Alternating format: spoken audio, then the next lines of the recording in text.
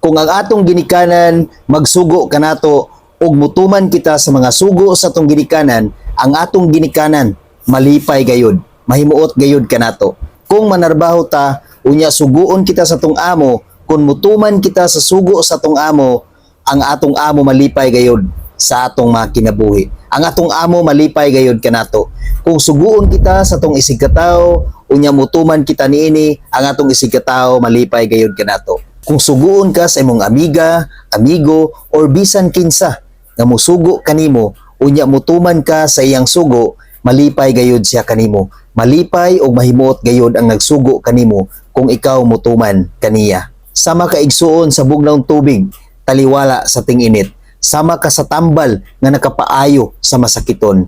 Ingon ana usab ang Ginoo igsuon, kung ikaw mutuman sa mga sugo sa Dios, kung ikaw mutuman sa mga mando sa Dios, sa mga tawag sa Dios, sa mga pagpahinumdom sa Dios, sa mga pagbadlong sa Dios, sa mga pagtudlo sa Dios sa imong kinabuhi, ang Dios igsuon mahimuot gayud kanimo. Mahimuot gayud sa matag usa kanato kung kita mosunod ug mutuman sa kabubuton sa Ginoo sa atong kinabuhi. Kung kita mutuman sa mga sugo sa Dios sa atong kinabuhi, mahimuot gayud ang atong master igsuon nga mao gayud ang Ginoo o wala nay lain pa. Panultihon 25 versikulo 13.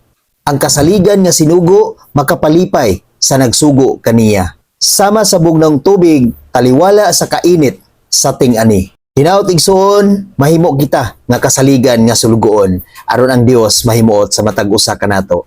God bless sa tanan.